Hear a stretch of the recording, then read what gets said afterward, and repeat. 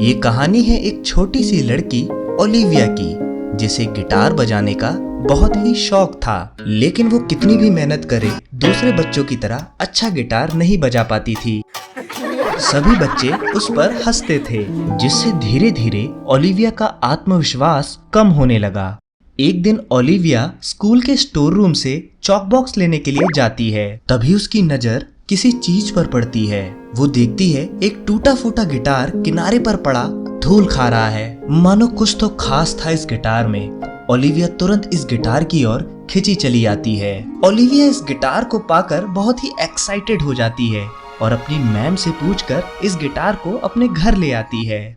Olivia के mom dad को उसका ये टूटा फूटा गिटार बिल्कुल पसंद नहीं आता है और वो इसे वापस करने के लिए बोलते हैं। लेकिन हमारी ओलिविया भी बहुत जिद्दी थी।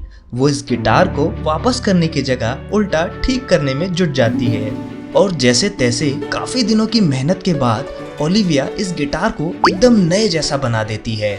और फिर जब वो इस गिटार को पहली बार बजाती है, मानो इस गिटार में से जादुई सुर निकलने लगते हैं। हर कोई इस गिटार की आवाज में मंत्रमुग्ध हो जाता है। हमारी ओलिविया बहुत खुश थी, लेकिन कुछ दोस्त ओलिविया को इतना अच्छा गिटार बजाते देख जलने लगते हैं और मौका पाते ही वो ओलिविया का गिटार तोड़ देते हैं। ओलिविया अपने गिटार की ऐसी हालत देखकर बहुत दुखी हो जाती है और एक बार फिर से उसका आत्मविश्वास खोने लगता है। और फिर एक दिन होती है स्कूल में म्यूजिक कंपटीशन की घोषणा।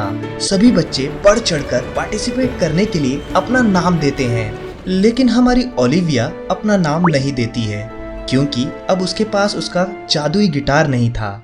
तभी कहीं से ओलिविया की फेवरेट टीचर वहां आ जाती है और वो ओलिविया को समझाती है कि जादू गिटार में नहीं, गिटार बजाने वाले की उंगलियों में होता है।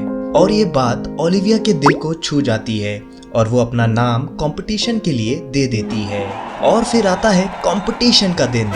सभी बच्चे एक से एक बेहतरीन परफॉर्मेंस करते हैं और फिर आती है हमारी ओलिविया की बारी। डरी सहमी वो जैसे ही गिटार बजाना शुरू करती है, एक बार फिर से सभी बच्चे उस पर हंसने लगते हैं। पर इस बार ओलिविया अपनी आंखें बंद कर लेती है और गिटार बजाना जारी रखती है।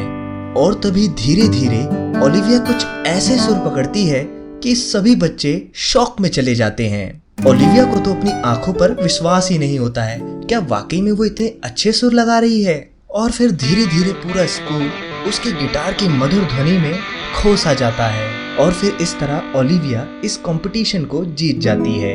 और फिर उसे फाइनली एहसास होता है कि जादू किसी बाहरी वस्तु में नहीं, हमारे अंदर ही होता है।